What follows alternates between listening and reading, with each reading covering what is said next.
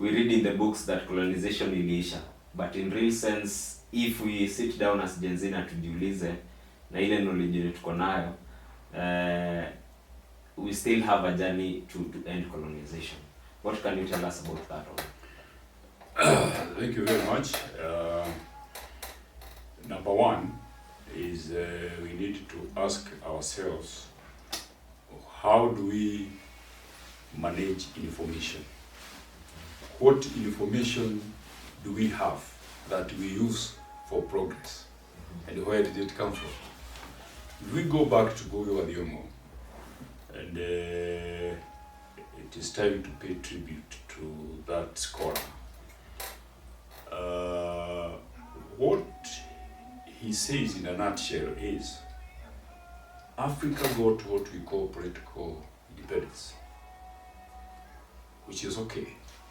But political independence without independence of the mind, and that is where the information independence comes from. What information do we use for development?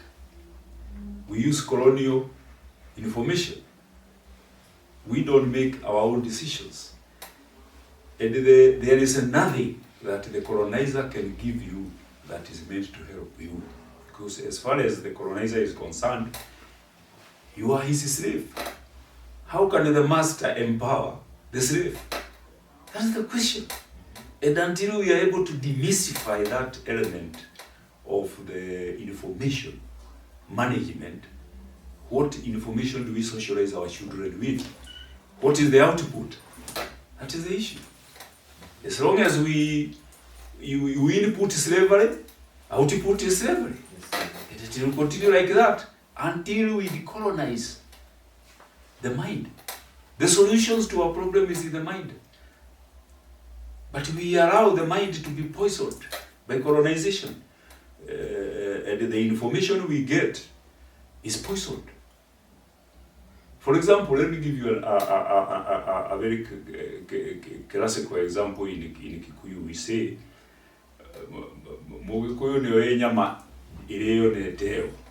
when you slaughter a goat or a cow, there is meat that will be eaten and there is meat that will be thrown away.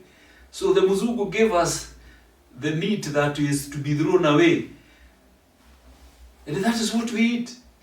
And he ate the meat that is proper. And we don't know the difference. Even if, for example, you eat the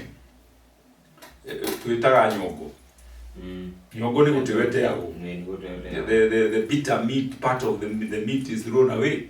But that is what Muzungu gave us. That's what you are eating. Or, for example, even if you slaughter, so giving something good, slaughtering good means there is wealth. Then you give somebody a lot of fat, and you eat the rest of the meat. If you eat too much fat, you get sick. It's poisonous. So that's why we need information hygiene.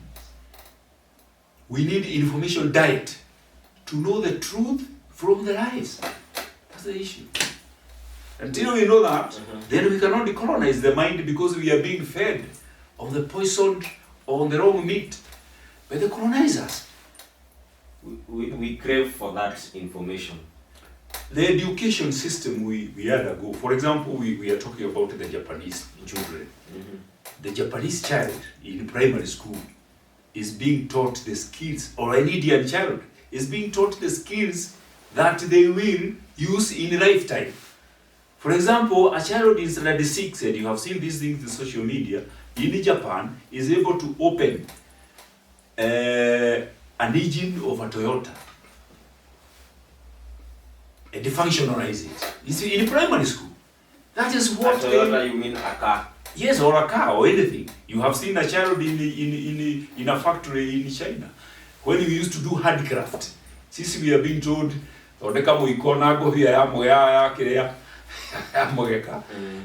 were never used to be taught the skills that we shall use in life. For example, during our casual Kikuyu tradition, a mother would go with the child to draw water with a kid, with a girl child in the river. The girl child will carry a small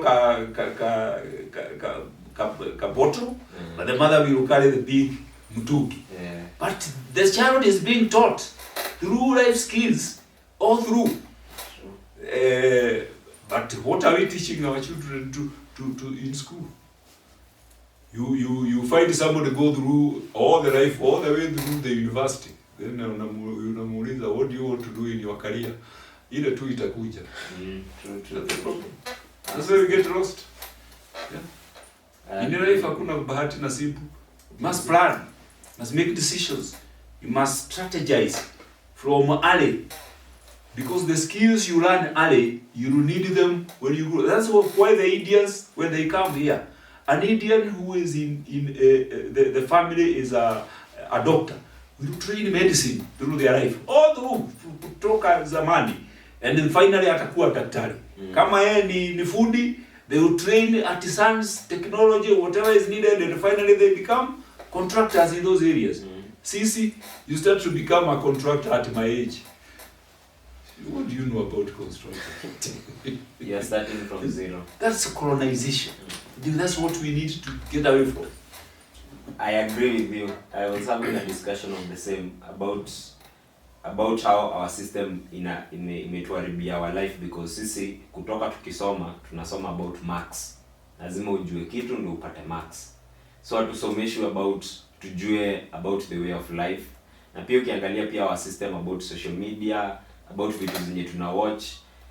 We were having a discussion about TikTok ni ya Chinese, but in their country wame filter children see other children doing things, but in our country tunaona people dancing, we see comedy, nothing yenye ni productive to our mind. So our children wakishika simu wanafikiria about tu kudance, kuchekeshana, relationship, vitu zenye haziwakuzi. So how can we change that system, because it's a system and we agree it's a system in iko na shida. How can we change that system? That is what I'm talking about, information hygiene. Information hygiene. Information diet. Information diet. To know, today, there's a lot of information in the world. Too much. That's why I'm saying, if you eat too much food, even if it's honey, it's poisonous. It's poisonous. So we must know how much to eat. That's what is the information diet is very important. That is what we should be learning in school. How do we know the truth from fiction and from useless information? We are not learning those skills even in school. And that is why truth is very important. Fiction is also very important. And useless information is also important. But we must know, that's what I was telling you, in our Kikuyu tradition, we knew what part of the meat to eat and what to throw away. Yeah. The same with information. There is need for information diet, information hygiene, to know what to eat and what to throw away. And that is why we need to know, even as we socialize our children through school system, through culture, through tradition, what do we allow our children and what do we discourage them. Okay, because the presenter is here and anataka kuchukua the space. Yes. Now, najira kuhimuno leo. Ni modu maleko idwe ta yuthi. Tunafaa kuwa tunafanya lakini hatufanyi. Na ni in the same way vitu zenye tunafanya na hatufai kuwa tunafanya through experience ile ya ugeita in the correct way all through. What I would urge the youth to learn, because it's a learning process, is to know the bad things that our forefathers did and remove them from their culture and system. Okay. That one you do through creating emotional intelligence, and emotional intelligence is through what we call critical thought. Critical thought. Looking for the truth through research, those kind of things. Okay. Yeah. Once you separate the truth from fiction, you call this is fiction. It has its work, but this is the truth, and truth is truth. Okay. Yes. Thank you for your time. Do you have any other message that unaweza taka kupitisha? Definitely I'm going nitakutafuta. We have a seat to go na podcast pamoja. Do you have any other message unaweza taka kupitisha? What I would like to say is that we have a great country. I am a Pan African myself, Pan Africanist, and I believe that Africa should reunite. It has a greater potential in being big, like China. We can go the Chinese way. Instead of importing things, we should be producing themselves here. What I would like to say about the conundrum that is going on in Kenya, let us, we elders, understand that there are mistakes that were done in history, and we need to listen to the youth. Listen to them, guide them, but not ignore them. Okay. Yeah. Thank you for your time. To the youth. Thank you for your time.